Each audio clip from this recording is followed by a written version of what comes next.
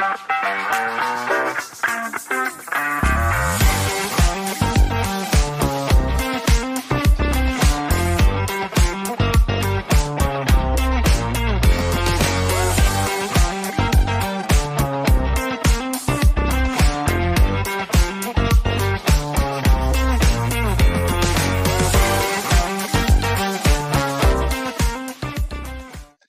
hey, hey. Excuse me. Thank you for joining me tonight. Welcome to the Burning River Browns Talk. I am your host, Lou Marconi, at lmarconi251 on Instagram, at lmarconi1973 on Twitter X. This is the Burning River Browns Talk as a part of the Fanatical Elves Network, which is a subsidiary of the Fans First Sports Network. Thank you for joining me. I do appreciate it. Please like, comment, share, subscribe, hit the notification bell. Fanatical Elves has a lot of great people providing a lot of great Cleveland Browns content. Again, I appreciate you joining the show. Topic tonight, like I said, I'm taking a direction and going over the history of the Browns, and I'm going back 23 years almost to December 16th, 2001, which was an infamous day of the Cleveland Browns Jacksonville Jaguars game. It was my understanding Butch Davis's first year as our head coach, and it was a debacle the way the game ended, and it was the famous Bottlegate game. And I want to talk about what led up to that and how it happened and how it could have been avoided and how it should never happen again. But before we go any farther, without any further ado, I do need to take a break at this moment for our sponsors. Okay, I'm back. All right, I appreciate it. Thanks for staying with me. Okay, like I said, let's go back. Let's talk about now. I would show clips and footage, but they're YouTube clips and it's copyrighted NFL material. So I couldn't even put it in the article that I have that's going out tomorrow. So I'm not going to run the risk of doing that. So I'm just going to sit here and just talk to you about it. Some of you might be too young to remember it. Some of you have no idea what I'm talking about. The Jacksonville Jaguars came in with pretty much it was week 14, 2001 season. The Cleveland Browns were 6-6 and potentially pushing for a playoff spot. All right, great. So we had a chance to make a playoff spot. There was 3 games left this season, and if they had to win in order to be eligible for a playoff spot. It's a must win. Jacksonville was 4-8. They were pretty much out of it at that point. Might have been in the hunt, but I doubt it. Tom Coughlin was the coach of the Jacksonville Jaguars, the legendary Hall of Fame coach, won 2 Super Bowls with the Giants, started out Jacksonville. I believe he's works in the front office of Jacksonville right now. Did an excellent job with the New York Giants and a very well respected coach. Absolutely. Butch Davis left the University of Miami to join the Cleveland Browns. This was his first year. He basically built a national championship powerhouse in Miami, and he kind of left them high and dry, but they still won a national championship with him gone, with Larry Coker in Miami, and in Ohio State infamously the next year dethroned them as national champions. So I'm not going to get into that, but Butch Davis was the head coach of the Cleveland Browns. The team looked good that year, a lot of promising. I was kind of picking the team to finish 7-9 that year, and I was pretty close to it. I was pretty spot on. But let's just go how this game was ending. The Browns were down 15-10. They were driving. There was about 1 minute, 8 seconds left in the game. Tim Couch was the quarterback. It was a 4th and 2. Tim Couch threw a 3-yard pass to the receiver Quincy Morgan. Quincy Morgan's catch was ruled as a 3-yard catch, a completed catch, and a first down.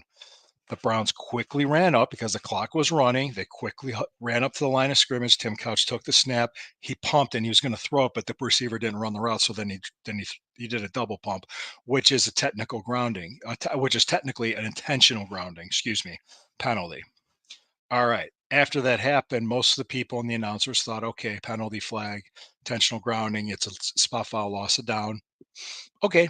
I mean, hey, that's fine. It's still second down. And, from the spot of the foul, which might have been about 3 or 4 yards back. So it would have been second down at 14. But at that point, we're taking shots towards the end zone. Probably it would have been, it would have been like second down and goal to go on the 13-yard line or something like that. But the referees claimed that they were buzzed in before the play, which replay shows that wasn't the case. They didn't get the buzz until after, and they said the buzzer malfunctioned. Well, if it malfunctions, it malfunctions. It happens. A second play was ran. There was problems refereeing that whole game. There's problems with the officiating the whole game. It really wasn't that good, and rarely is it good in any NFL game. You can nitpick referees all you want, and they're human. They're going to make mistakes, and the best thing to do is to play through it and do your job, and you don't have to rely on referees to win games. But this was egregious. They went back 2 plays to review the 4th down conversion, and they overturned it. Once that happened, the rowdy, drunken Cleveland Browns fans started throwing bottles onto that field. And I'm going to stop right there. And I'm going to tell you, I in no way condone what they did. I was appalled by what they did. I was embarrassed by what they did. And keep in mind, I was 28 years old when this happened. This was 23 years ago. I was just ashamed that it happened. And I was appalled by what happened. Also, I was angry at the referees for completely breaking the rules and violating the rule book because another play was run and it wasn't buzzed in time. If it's not buzzed in time for whatever reason, so be it. Hey, that's the breaks. If the referees got the call right from the start and called it you know, said it was incomplete pass, then they could have reviewed that and they said, "Yep, play stands. If it's incomplete, it's incomplete." What got the people upset was not only was the officiating poor throughout the game, was they went back 2 plays to review, which everybody with any remedial knowledge of instant replay, especially at that time, knew you can't go back 2 plays and do that. You do that in any NFL city, at any NFL game and cost their team a playoff spot by that, you're gonna have a near riot situation. I am no way condoning what they did. It doesn't justify what they did because a lot of people probably could have gotten hurt and seriously hurt. What made it even more controversial was then owner Al Lerner, Lord rest his soul, and team president Carmen Policy really took the side of the fans on it. And people are, everybody clutched their pearls about it because they took the side of this when they should have not, because the next day they did a complete about face because there was a lot of emotion, a lot of anger. They were mad. They were mad because the referees blew it. League didn't do anything about it. League didn't apologize for the screw up. Actually, there was a radio call-in show. It was Wills and Coleman the next day. I was listening while driving into my job, and the guy was saying, "Oh yeah, that officiating was excellent." This guy from the NFL, and even they're like, "What? How can you say that?" They actually had the guy in the hot seat a little bit. They made him squirm a little bit. And yeah, it was a black guy in the city of Cleveland, which it very well should be. But it's also a black guy in the NFL and the officiating. Because if you have something like that happen in any NFL city, you're going to have a riot. It's going to be very unruly, and that's not the only time fans have thrown stuff on the field in an NFL stadium. I can go back to New York Giants Stadium when snowballs were being thrown. I can go back to the Cincinnati Pittsburgh Steelers playoff game when stuff was being thrown, even when Ben Roethlisberger was being taken back on a cart. So it's it's horrendous. It's happened, and I'm not condoning any of it. But you get the officiating right, the best that you can, you'll avoid that. At the same time, fans, you have to show restraint even when things don't go your way. All right. That's going to do it for tonight. But yeah, it was a black guy. But I like to tell the story of what really happened and what caused it. It wasn't just a bunch of fans decided to start throwing bottles for no reason. No, they were irate.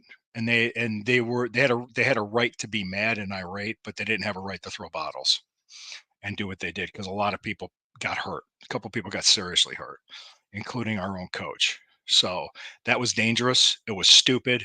It was reckless. Fans lost their season tickets. They lost their privilege to come to games, and some were even brought up on criminal charges, rightfully so. Absolutely, they deserved it. If I was standing there and I threw a bottle at somebody from that far of a distance and didn't hit them while they were on the field, I'd be brought up on charges, and and I would deserve to go to jail. So no, don't do that. If you get that mad, don't do that. NFL, get your officiating straight. Both can do better. We all can do better.